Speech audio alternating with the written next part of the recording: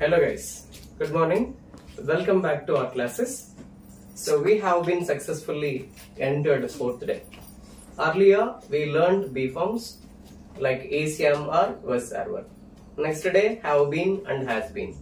And third day able to, about to and going to, these things that we have learned.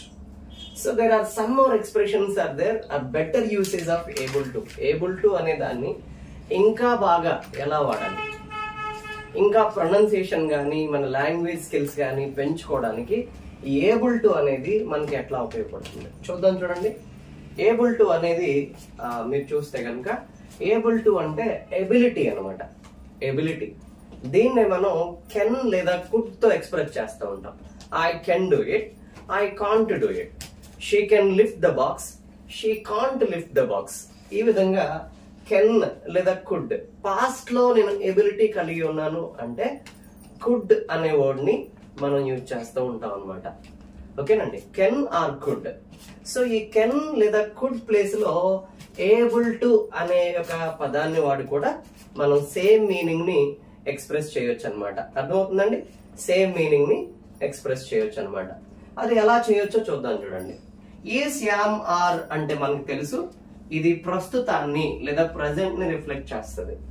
Is, am, are able to అంటే ప్రస్తుతం నేను లేదా మనము చేయగలిగే పరిస్థితిలో ఉన్నాము అని. ప్రస్తుతం చేయగలిగే పరిస్థితిలో ఉంటే is, am, are able to అని వాడాలి. పాస్ట్ లో నాకు ఆ ఎబిలిటీ ఉండేది అని చెప్పడానికి was are were able to అని వాడాలన్నమాట. వస్ ఆర్ వర్ ఏబుల్ టు అని వాడాలి. ఓకేనా? ఫ్యూచర్ లో నేను ఈ ఎబిలిటీని కలిగి ఉంటాను అనడానికి విల్ బి లేదా షల్ బి ఏబుల్ టు అని వాడాలన్నమాట. ప్రస్తుతం ఏబుల్ గా ఉంటే is, am, are able to. Past లో ఈ ఎబిలిటీ ఉంది అని చెప్పడానికి was are were able to. Future లో నేను కలిగి ఉంటాను, ఈ ఎబిలిటీని కలిగి ఉంటాను అని చెప్పడానికి will be or shall be able to అనేది యూజ్ చేయాలండి. Let us go with some of the examples. Okay, చూద్దాం. చూడండి, I'm able to speak in English. I'm able to speak in English. నేను ప్రస్తుతం ఇంగ్లీష్ మాట్లాడగలిగే స్థితిలో ఉన్నాను. ఓకేనా? ఆ ఎబిలిటీని కలిగి ఉన్నాను. I'm able to speak in English. Okay, so but I was able to understand English అంటే గతంలో నేను కేవలం అర్థం చేసుకోగలిగిన వాడిని మాత్రమే, కేవలం అర్థం చేసుకోగలిగిన వాడిని మాత్రమే. స్పీక్ చేసే ఎబిలిటీ నాకు ఉండేది కాదు. I was able to understand English but I was not able to speak. But now I'm able to speak in English. అర్థమైంది మీకు? I was able to understand English అంటే గతంలో నేను ఇంగ్లీష్ ని అర్థం చేసుకోగలిగే స్థితిలో ఉండేదాన్ని. ఆ ఎబిలిటీ మాత్రమే ఉండేది, మాట్లాడే ఎబిలిటీ ఉండకపోవచ్చేమో, కానీ ప్రస్తుతం మాట్లాడే ఎబిలిటీ కూడా నాకు వచ్చింది. I shall be able to speak fluently in English అంటే ఫ్యూచర్ లో ఫ్లూయెంట్ గా ఇంగ్లీష్ వ్యాక్సిన్ లో అంటే లైక్ అమెరికన్ యాసెంట్ లో మాట్లాడగలిగే స్థితిలో నేను ఉండొచ్చేమో. I shall be able to speak fluently in English అంటే ఫ్యూచర్ లో నేను ఆ ఎబిలిటీని కలిగి ఉంటాను. ఏంటది? ఫ్లూయెంట్ గా ఇంగ్లీష్ లో మాట్లాడగలిగే స్థితిలో ఉంటాను అనమాట. ఓకేనండి. So one more example, let us see that. He was not able to understand Hindi. హిందీని అర్థం చేసుకోగలిగే స్థితిలో అతను ఉండేవాడు కాదు. Was not able to అంటే can't, couldn't, అర్థం చేయగలిగినటువంటి స్థితిలో ఉండేవాడని. సో ఇక్కడికి వచ్చేటప్పటికి he is able to read Hindi. Now he is able to read Hindi. ఏదో కొద్దిగా చదవగలుగుతూ ఉన్నాడు. But in future he will be able to speak in Hindi fluently. కానీ ఫ్యూచర్ లోకి వచ్చేటప్పటికి అతను అలాగే ప్రాక్టీస్ చేస్తూ ఉంటే మేబీ ఫ్లూయెంట్ గా హిందీలో మాట్లాడగలుగుతాడు అనమాట.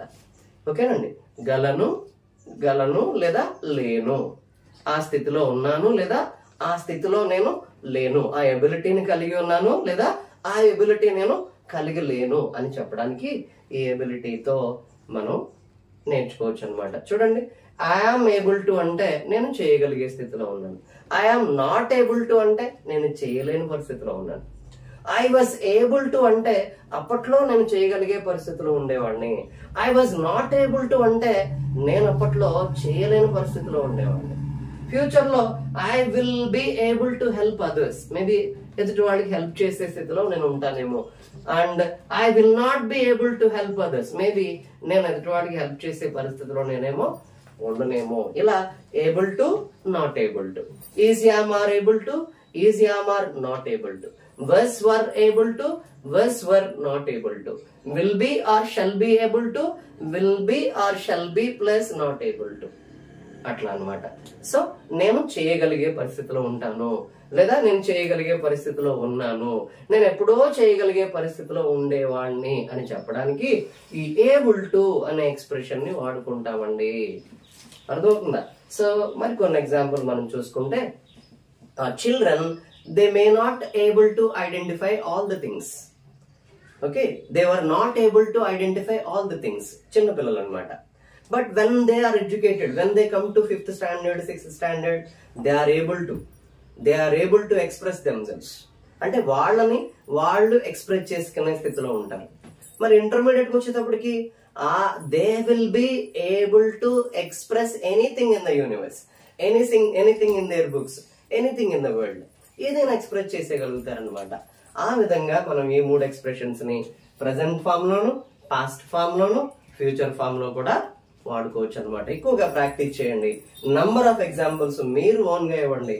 ఫర్ ఎగ్జాంపుల్ స్పీక్ అనే వర్బ్ గానీ, రీడ్ అనే వర్బ్ గానీ, రైట్ అనే వర్బ్ గానీ, ఇట్లా ఏదైనా వర్బ్స్ ని ఈ ఏబుల్ టు తర్వాత V1 అనే వర్బ్ ని వాడుకోండి.